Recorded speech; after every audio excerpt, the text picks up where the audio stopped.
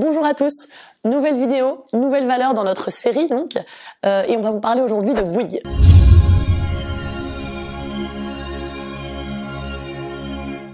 Bouygues, c'est un groupe qui réalise un chiffre d'affaires de 44 milliards d'euros, qui compte presque 200 000 collaborateurs dans le monde, avec une présence dans 80 pays autour de 4 grands pôles d'activité. Voilà, c'est quand même un holding de taille assez respectable. Si on s'intéresse maintenant donc aux activités de Bouygues, on a donc la construction qui est le cœur historique du groupe.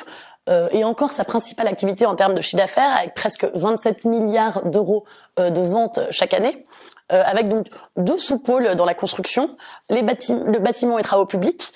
Donc là, ce sont des compétences assez poussées qu'ils utilisent pour construire des ponts, des tunnels, des centrales électriques. Il y a Bouygues Immo, bien sûr, qui est un promoteur, et l'autre grand pôle avec la construction, c'est donc la route, avec Colas, qui est le leader mondial des routes. Deuxième grand pôle chez Bouygues, contribuant à hauteur de 18 milliards d'euros à son chiffre d'affaires, c'est Equans, donc leur toute dernière acquisition, qu'ils ont aggloméré donc à leur activité énergie et services, et sur laquelle ils sont donc leader mondial. Alors concrètement, ce qu'ils font, c'est de la maintenance haut de gamme, donc de la conception, de l'installation, de la maintenance et des services performants, avec une combinaison unique de compétences, chauffage, ventilation, climatisation, refroidissement, protection incendie, maintenance d'immeubles, digital, électricité, etc.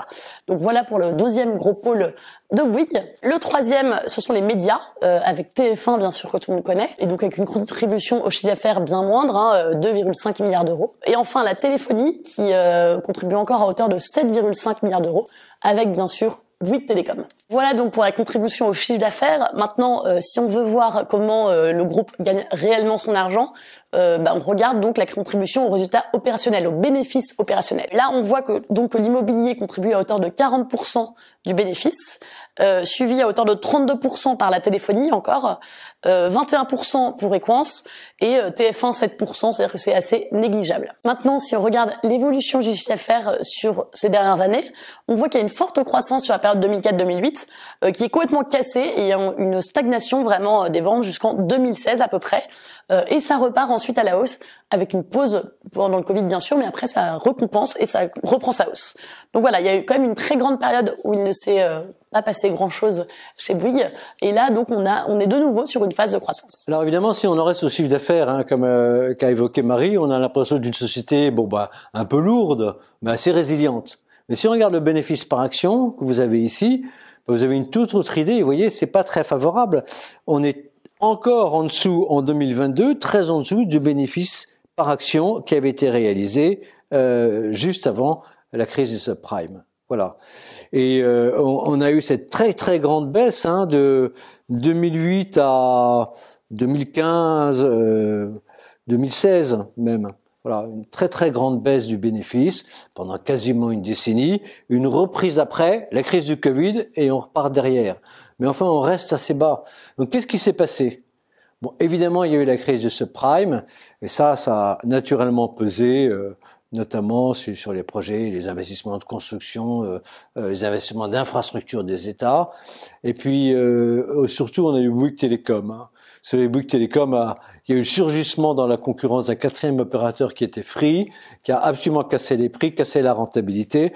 Et pour vous donner un ordre d'exemple, en 2008, le bénéfice, le résultat opérationnel de Bouygues Télécom, c'était 820 millions d'euros à peu près. Et en 2022, donc 14 ans après, le résultat opérationnel, c'est 624 millions d'euros. Voilà. Donc, ceci expliquant cela. Alors, si on regarde la rentabilité financière, vous savez, c'est vraiment ce qu'on aime chez vous, c'est cette rentabilité financière, c'est calculer le bénéfice courant sur des vrais capitaux propres, pas des capitaux propres comptables, mais des vrais, vraiment l'argent qu'a accumulé la société au sein de sa structure. Eh ben, on a eu un effondrement. Regardez, on est à 6,6% en moyenne sur 10 ans. C'est très faible. Et on était à un niveau très élevé, largement au-dessus de 20% avant la crise du subprime. Donc il y a eu un énorme effondrement de la rentabilité de la société. Voilà. Et qu'est-ce qui s'est passé sur le plan bilanciel? On vous a mis ici en bleu les fonds propres de la société, en orange l'endettement. Alors, d'abord, ce que vous voyez, c'est que l'endettement est toujours très inférieur aux fonds propres. Ça, c'est parce que c'est une société familiale, donc c'est très sécurisé. Mais ce que vous voyez d'autre, c'est que, alors que l'endettement représentait 50% des fonds propres avant la crise des subprimes, en 2021, il représente quasiment 10%. Donc ça veut dire concrètement, la société a beaucoup investi. Bouygues Télécom, TF1, etc. Ça s'est pas bien passé finalement. Hein. Et puis il y a eu le passage Alstom. Donc tout ça c'est assez mal passé par rapport à ce que la société pouvait espérer. TF1 a plus, ça fonctionne, mais ça n'a pas un énorme avenir la télévision.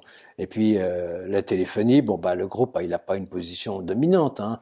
Il est challengé. Et puis il n'a pas réussi à faire une expansion internationale. Etc., etc. Donc le groupe il a pris tout ça dans ses investissements et il a réduit la voilure, quoi. Et en fait, c'est que l'année dernière, 2022, où vous voyez, la dette nette rebondit, on repasse à un niveau raisonnable, en dessous de 50% des fonds propres, mais elle rebondit, c'est-à-dire le groupe repart à l'offensive, et ça, c'est l'acquisition d'Equance. Donc il va peut-être se passer quelque chose maintenant. Si on regarde le dividende par titre, en revanche là, comme le chiffre d'affaires, très grande stabilité, c'est une société familiale, dividende tous les ans, jamais de baisse, un peu de croissance, donc ça c'est très bon pour l'actionnaire.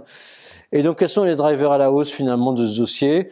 C'est Equance, vrai driver à la hausse, parce qu'avec l'acquisition d'Equance, Bouygues est devenu dominant sur tout ce qui est les services à l'immobilier, services aux usines, et de tout ce qui est la maintenance des bâtiments et des usines, ça c'est très important.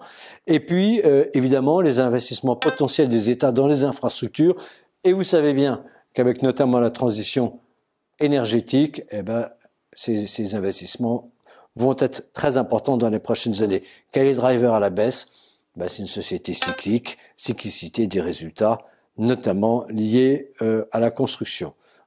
Alors qu'est-ce que disent les analystes? Les analystes disent qu'on est à 10,7 fois le bénéfice attendu en 2023, 9 fois celui attendu en 2024.